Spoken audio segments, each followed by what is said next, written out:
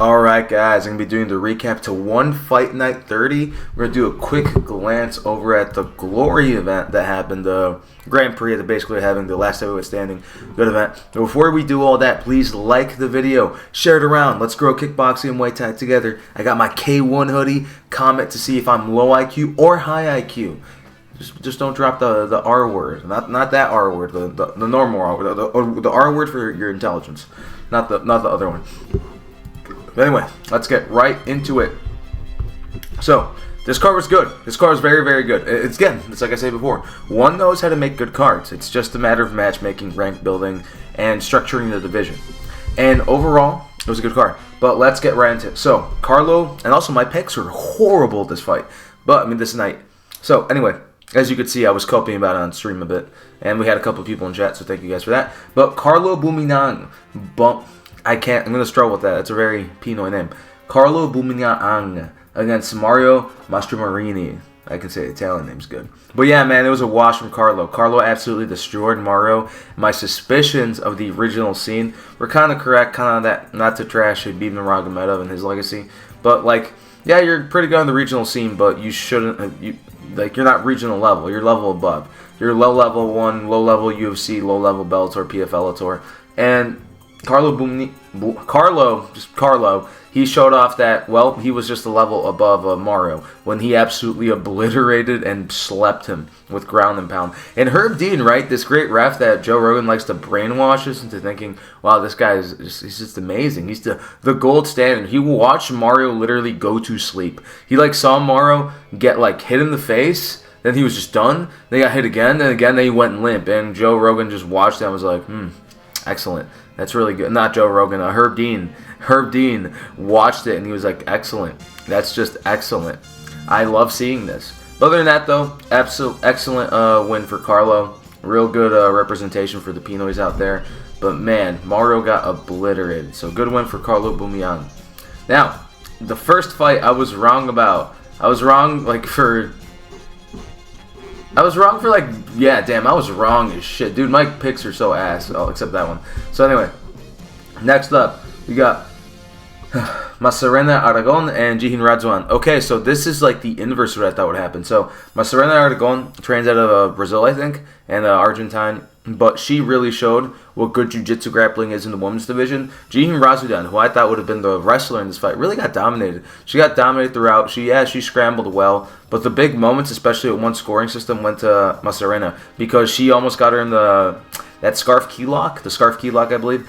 And she almost got her a couple times. And Jihin Radzuan just really had nothing for Macarena Aragon. That's really all there is much to this match. Macarena Aragon really showed out that jiu-jitsu, really showed out that grappling, and there isn't much to it. It was basically a women's grappling match with some strikes here and there, because they're both grappling-heavy fighters, and women's grappling one is actually pretty good, man. I really like the female grapplers. They grapple well, they're exciting, and this was a decent grappling, scramble-heavy match, and Macarena Aragon went up to 4-1. She's going to fit in one championship. She's a good Hispanic Latin American representation for promotion, so I know they should probably try to dig into that market that the UFC wants to bring in, and as you saw, she got the win for Latin America for Argentina, so that's generally good. Overall, a good match, good win. I took an L there. I took a lot of L's this night on my picks. But other than that, though, on to the next. Jihin Radzuan will be back because I'm a big fan, but on to the next. Now, there is a controversy here with Elmehdi Jamari. I picked Thongpoon. Thongpoon got obliterated. Elmehdi Jamari looked really good with the Muay Thai boxing, decent kicks. He fights a lot like his brother, man. A little cleaner, maybe a little more reckless, but not as accurate as Zakirov. Zakirov faced some hard opponents, and Zakirov also beat Thongpoon. But it's one of those things where, Elmehdi Jamari, man, he looks good, he looks crisp, he looks explosive. He looks like a stereotype of what you'd expect for a Moroccan striker, which is just heavy hands. Everyone thinks they're Badr Hari if they're from Morocco, but you're not. No one's got that crazy power and roids, just saying. But you never know. One doesn't test like that, supposedly. I don't know. But, yeah, Elmehdi Jamari, he looked very, very good, and he put Thongpoon to sleep. He slumped him. He fell under Olivier Coste's nuts. Under his nuts. Olivier Coste could have literally squatted and teabagged Thongpoon because of the way he fell. But guess what? not only was the fight a banger, not only was it like a one-punch brutal KO, Elmehdi Jamari got no bonus. He got 0 bonus. He got no interview for this fight. No interview for this fight. That is a trend. He deserved that bonus. He deserved it. One always talks about, and they always talk about how they want their finishes. They get a guy who gives them finishes, and what do they do? Oh, you don't get a bonus. And people already kind of know why, but I'm going to try to break it down a little for you guys. But other than that, though, incredible win for Elmehdi Jamari. He looked good, incredible debut, and Thongpoon, man, he's just not a Muay Thai fighter in the sense that he should. Because he throws down with these big guys. He's not a big guy. He's not really the biggest power puncher per se. He's got good power, but he's not like coming in like he's going to slug dudes like Radzuan or anything like that, or slug them like Takeuchi. It's just not there. He's more of a TKO guy, and guess what? He's been knocked out himself before, and now he's been brutally knocked out. Brutally, in embarrassing fashion. So he's got to really, really change his style, man. He's got to adjust the boxing defense, increase the kicks, have a better clinch. He's just got to improve overall. He cannot be the same fighter if he wants to keep fighting at one championship at that level. He just can't do it. You can't do it. Great win for Elmehdi Jamari, and we'll talk about this bonus shit later. But other than that, though, grappling shit. I'm just going to skip this because look at the name of this channel. Look at the thing I am wearing. Look at the thing that needs growth. That's the reason why I like one is because they're growing Muay Thai and kickboxing. Gloria's doing a great job. Infusion exists and all this sort of stuff. But here's the thing. BJJ, grappling is already big in the United States. It's already big in Europe. It's already big in Asia. It's big everywhere. Striking is what it needs. Overall striking, not boxing, not MMA. Kickboxing and Muay Thai need their day in the sun, and that's what I'm here for. And plus, I will not competently cover the sport. I do not follow the sport of Brazilian Jiu-Jitsu. I do not follow submission grappling. Watch someone else. There's a bunch of Jiu-Jitsu nerds on YouTube you can watch. I love those nerds. Most of my friends that I do martial arts with are Jiu-Jitsu nerds. I learned them. One of my good friends just became a black belt. Another one is a brown belt. A lot of guys I know are brown belts and black belts. Incredible guys. But guess what? They could cover the sport better than I could because I just don't give 2 fucks about it. Jiu-Jitsu is incredible. It's an awesome combat sport, but they need to fix stuff to make it more palatable to the masses. I don't care if that's more casual bait, but look at what one has done from Muay Thai. Went from obscurity to now we have a megastar.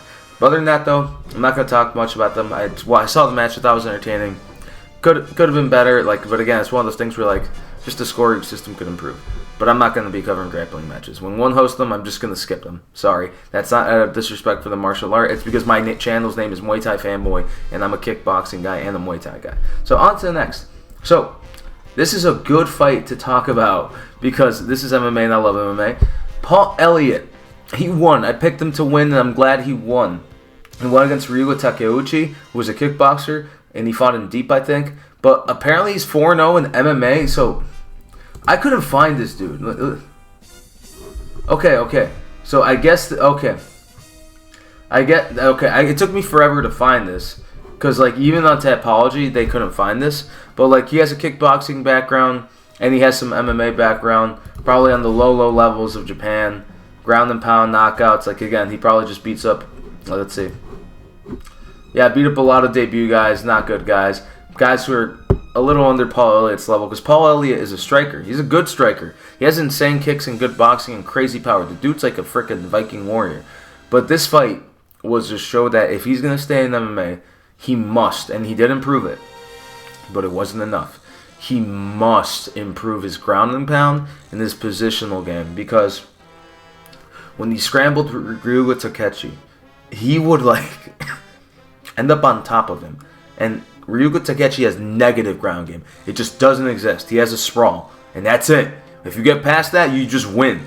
But if you're even somewhat well-rounded guy, Paul Elliott is a striker who barely knows any grappling at all. So what he would do, he'd get him mount, he'd get inside mount, and he'd just lay on him, pepper him with little baby shots. He would have him in full mount, have total position to just wear him down like Volk did against freaking T-City against Brian Ortega, but he just wasn't able to do that. And I know he has the power to do that, but he doesn't have the confidence or the reps in to do that. And it's you can't be doing that, man. Paul Elliott won this fight easily, but it was one of those things where when they were standing, it was actually pretty exciting, but that was 1 minute of the whole fight. 1 minute. The rest of the 10 minutes or 12 minutes was just Paul Elliott laying on Ryugo Takeuchi, and it was a terrible fight because, again, it's dude, you can see how ass this is. You can see, how if you just work the grappling a little bit more, if you just practice a little bit of wrestling from there, getting to mount, getting to side mount, and popping up, you would finish this dude in the first round. But because you are incompetent in that level, you weren't able to do it. Now, Paul Elliott still won on defeat, man. He still won. He dropped Ryugo twice. In the second round, he caught him with like a head kick, shin to chin him, which shows Paul Elliott's amazing like hip mobility and flexibility. It was awesome. And then he drops him in the third with like a left hook, which is what led to the finish, which it was a good finish, but it's one of those things where like I said, it's frustrating to watch because you're like, I want to see the best of MMA, and one's heavyweight division is awful. But right now, heavyweight in general in every combat sport, with the exception of boxing, has awful heavyweight, but that's another subject. But anyway, other than that though, great win for Paul Elliott. On to the next. Now, this is the one that I was caught off guard, and I've really changed my opinion on on good old G Unit. Now, I was a bit of a G Unit doubter. I really doubted George Jarvis because of the way he fought.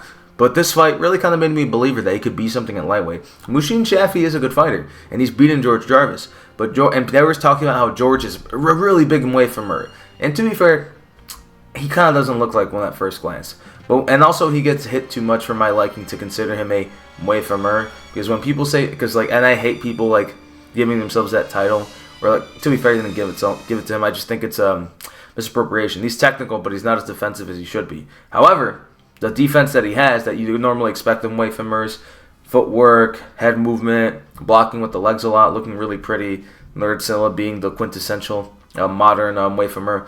George actually is a decent way from her because his defense, although Mouhcine was throwing a lot and hitting him a lot, and George really showed off his chin, he was very good at defensively nullifying a lot of Mouhcine Chafi's offense, like blocking with the hands, high guard, moving back, rolling with punches.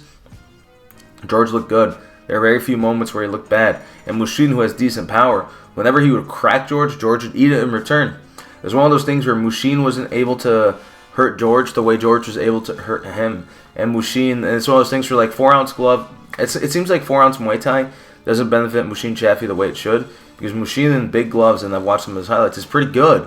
But I think it's because Mouhcine kind of relies on the high guard and his hands don't come back fast enough. And George caught him with like big shots every time, and that was basic boxing. A short left hook and a cross, and he crumpled him twice. He almost finished him. But other than that though, George really showed out. Everything looked good.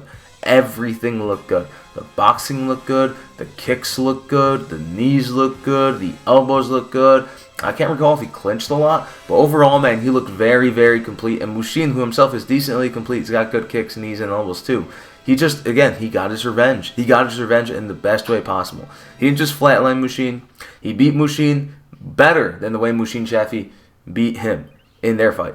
Dropped him, dominated him, just outworked him, out-hustled him, and out-skilled him. Incredible work by G Unit, and he can definitely be something at the lightweight division. Lightweight's dead, unfortunately. So he's probably going to get a title shot after like one more fight. But it's one of those things where like, could he beat Regian? Regian's good. I wouldn't bet I wouldn't bet for George to beat Regian Eersel. In Muay Thai, at least. It's just, well, kickboxing, he doesn't stand a chance.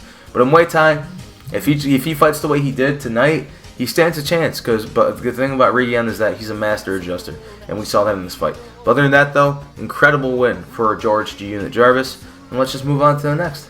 All right, another fight. And also, I got wrong, took the L there. But man, G Unit believer, incredible win. On to the next. Another fight that I got wrong. So, Bokang Masunyane lost to Sanzhar Zakirov. Now, Sanzhar Zakirov looked good. His striking was on point. That like long distance striking was on point, but the thing that looked good were the MMA style knees. Now Bokang tried to grapple a lot, and he showed off a good chin because he got tagged a lot, and he showed off good body, like resistance with the body. Those knees were beautiful. But Sanzhar Zakirov, man, when it came to the strikes, when it came to the counter wrestling, when it came to his own wrestling, he was able to just out hustle Bokang. And it was a great win. He really showed out and showed how good Zakirov could be. He showed how good he could be. The grappling, he took down Bokang. He was able to control him on the ground a bit. Bokang was able to scramble up, but it was one of those things where Bokang just really wasn't able to work the game. He just wasn't able to work the game. And every time, Sanzhar Zakirov was always a step ahead, just one step ahead. There were times where Bokang was able to get his back or take him down. But, like, again, the urgency on Sanzhar was very good. And I love seeing it, though. There isn't much to say about this fight in terms of that. It was kind of an ugly fight. Was it incredibly exciting? It was interesting to watch as a guy who loves Bokang. But it's one of those things where, like, watching him lose the way he did, it showed that, like, that size from Sanzhar Zakirov was just the biggest factor. Because when he fought, like, I forgot the last fighter he fought, the Dagestani fighter. Bokang, who was much smaller, more of his size, Bokang was able to scramble with him. Close fight, but he got outworked in the third because the other guy had just a better jiu-jitsu overall. But when it comes to this, it's like the size of Sanzhar Zakirov, who's a young guy, like 2021. This is his type. I think until he's got until 25 to probably maintain this weight class until he's probably going to have to move up to like 145 or something like that. Because that size and that skill is something to be dealt with. A lot of these young guys do really well at these weight cuts in one, like Nabil Nane. It's not as drastic as Nabil, but he's a he's a big boy for that division. And a good win overall. Yeah, his defense could be a little better. Bokang caught him a little too often for my liking if I was a fan of him. But other than that, though, he did the right thing in terms of offense and in terms of wrestling. Again, when he took down Bokang and timed it well, I was like, damn, that's a good mind, that's a good sight for someone that young. Very good. Other than that, though, incredible win for Sanzhar Zakirov. On to the next. I'm sorry that I got it wrong. I was so salty. On to the next, guys. Now, this is when we get to the controversy a bit. So, Asa Ten Pow, my pick, my GOAT, my American Ninja GOAT, beat the dog shit out of poor Seksan. And I love Seksan. It sucks to see him lose. But it's one, and also, this is the first time I think he's been knocked down forever, or maybe even at all. But it's one of those things where Asa Ten Pow styled at him and beat the shit out of him for 3 rounds straight.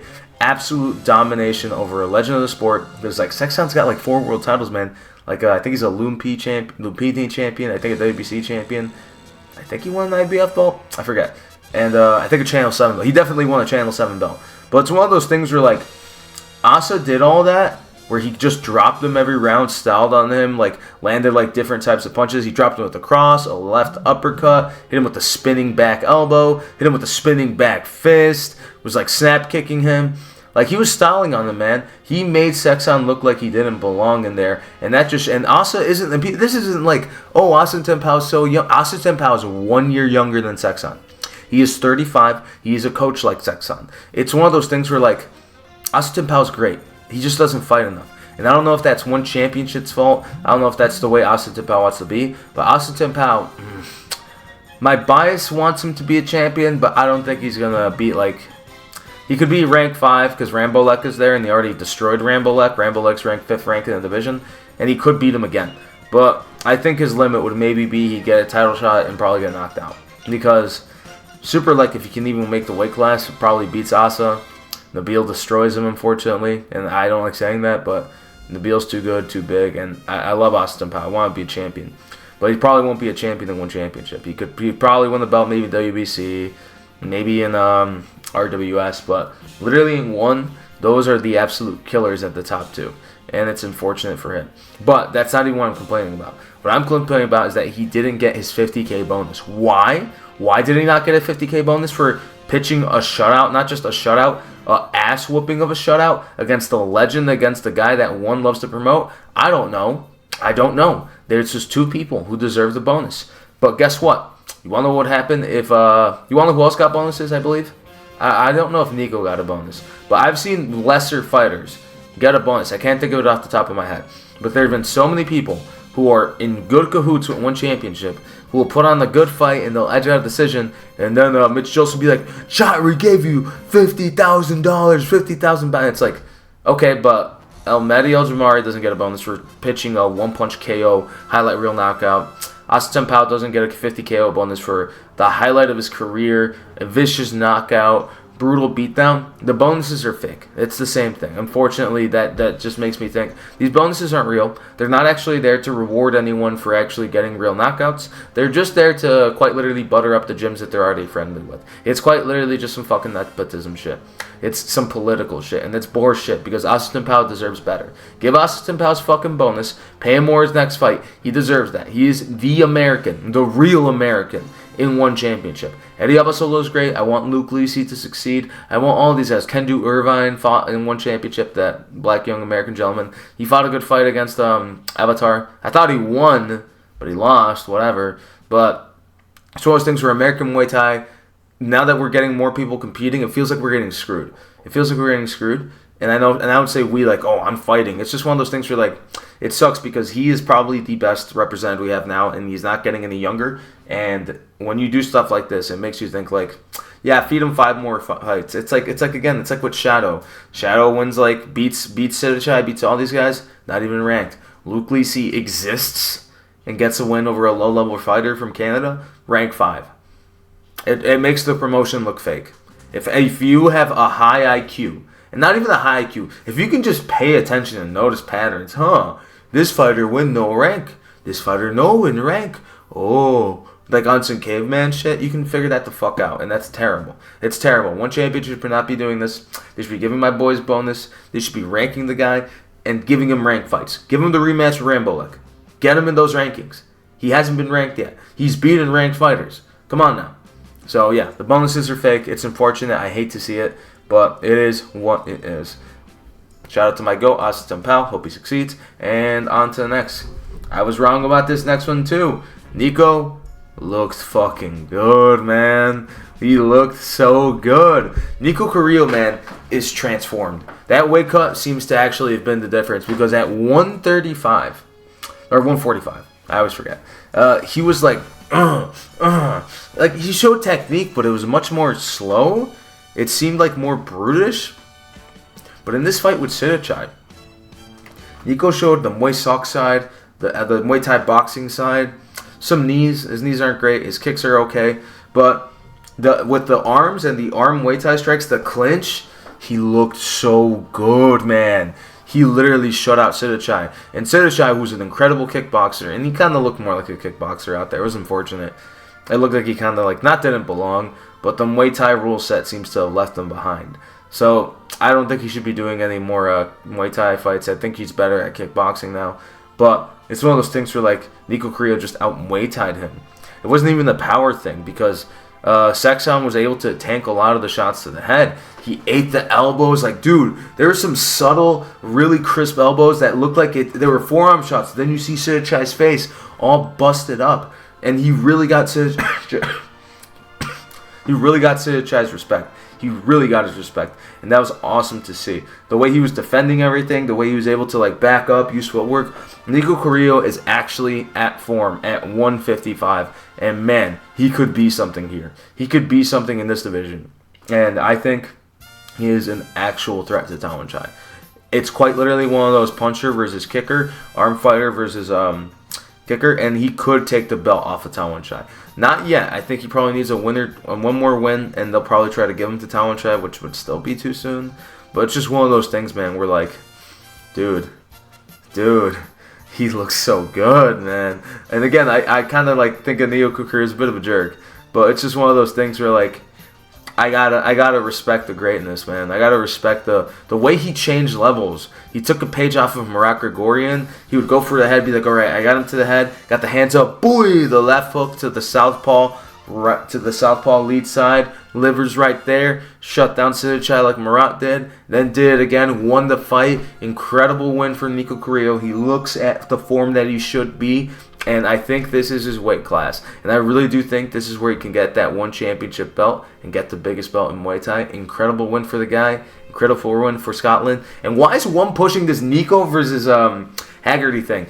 Haggerty has been staying at bantamweight. He's been staying at 145. They aren't going to meet.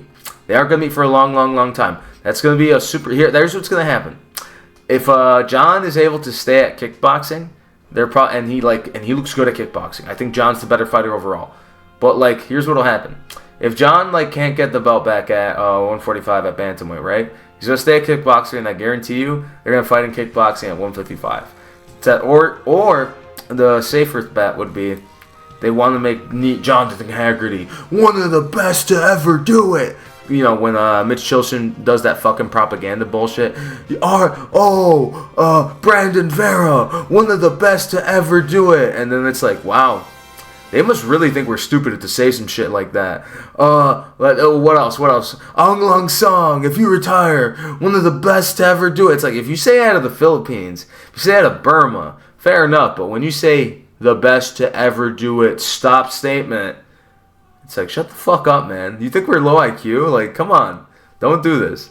But alright. But anyway, that's what I think they're probably going to do with Nico and John. They clearly want to do that fight with the way they promote shit.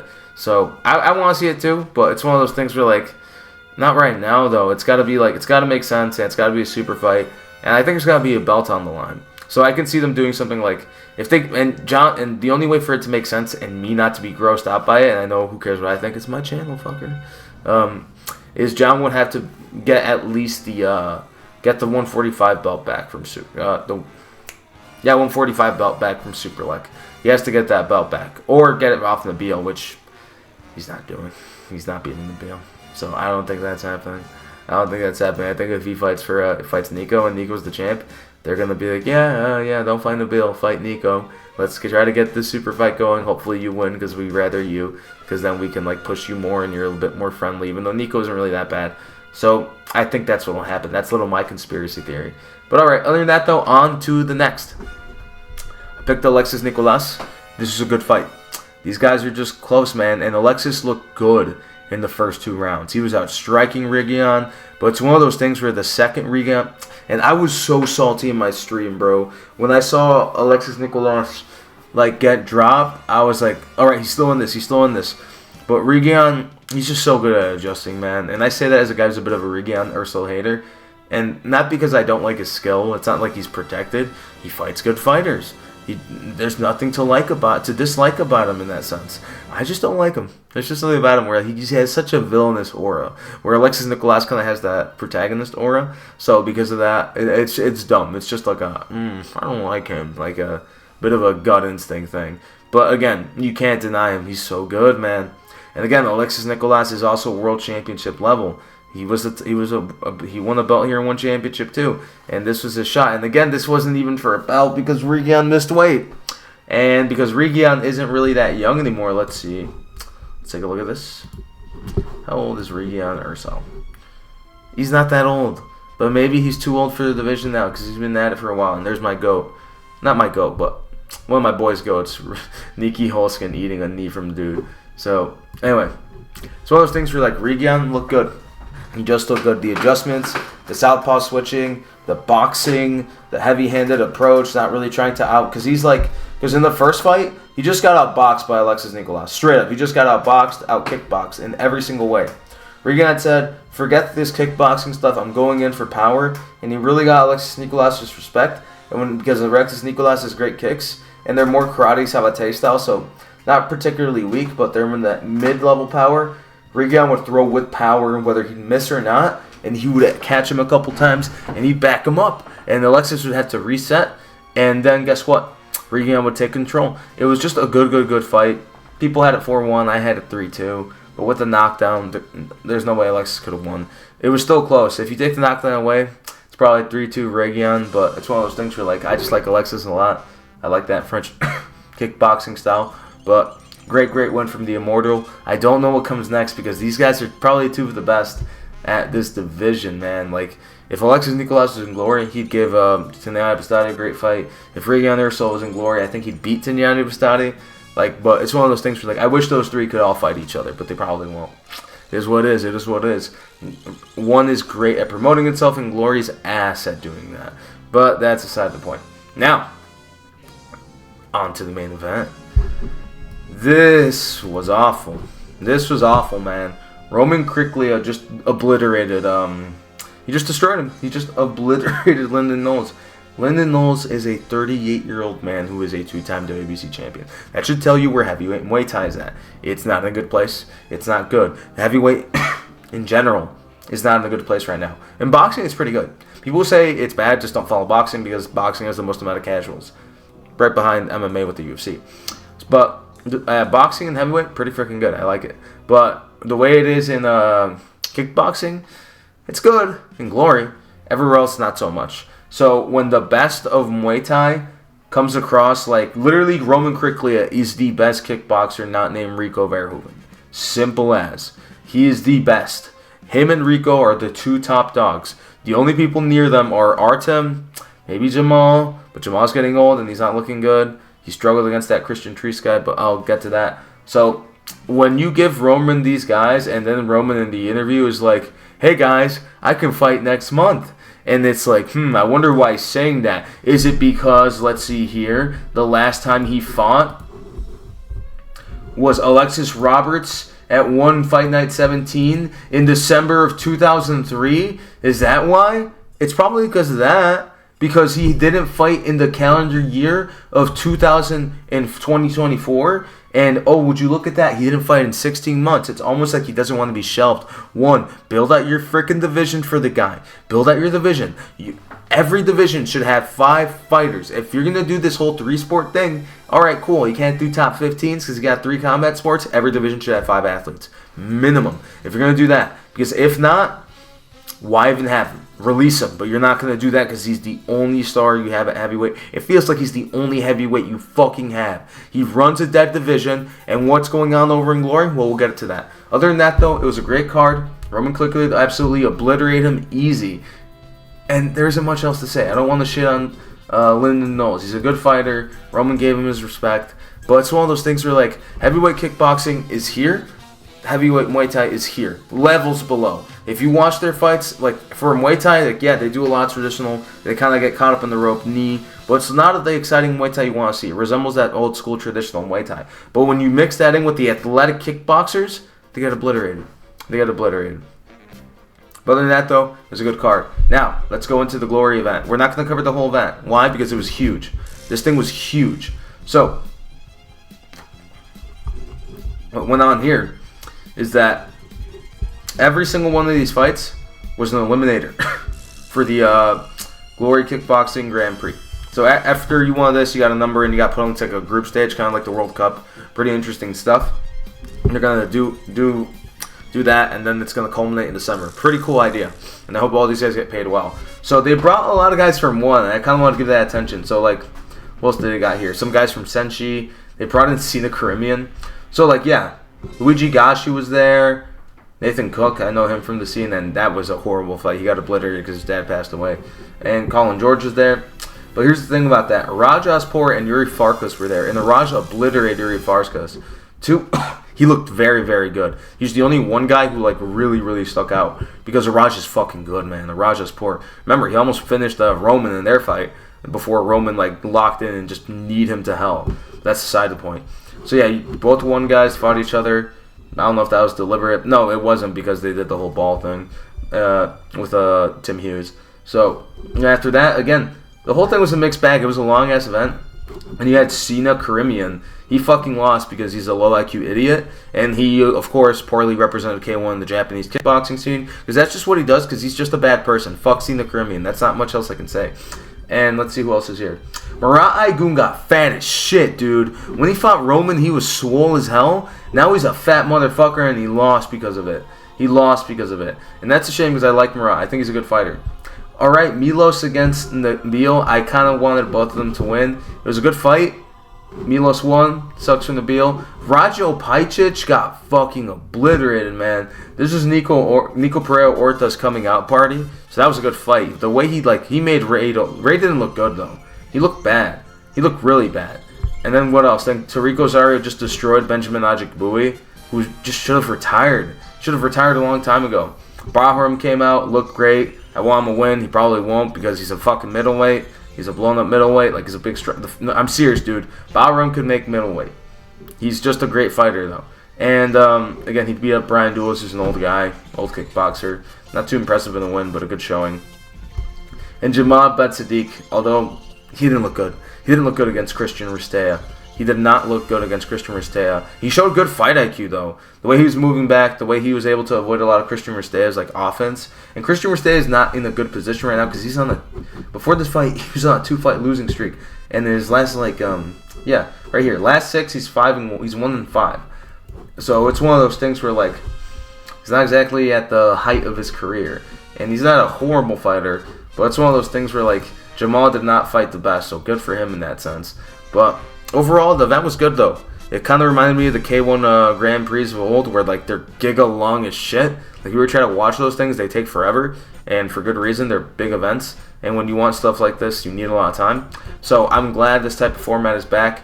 It was a good event overall. Lots of finishes, lots of exciting fights. Some fights sucked, but that's what's going to happen. And guess what? These are all heavyweights. Every single one of these guys are heavyweights. Glory can literally make a top 15, and they hope they do, because then they'll just run the heavyweight division, which is the glamour division of any combat sport, and they'll make a lot of money with that. And guess what? Roman Click, while they're all doing that, and they're building this incredible hyped up thing, And they're going to do it throughout the whole year. Have a lot of eyes on them. Be on the zone. One of the biggest things, one of the fight hub of combat sports. Roman Kriklia is fighting Lyndon Knowles on Amazon Prime. The least anticipated fight on the card. It's not anticipated because Roman isn't a great fighter. It's because who the fuck is he fighting? Why is he fighting a WBC heavyweight Muay Thai champ who's 38? Literally, our heavyweights in kickboxing are way, way better. And people are saying, well, they didn't look that good. Well, to be fair, it's because heavyweights are always going to have shit technique compared to the rest.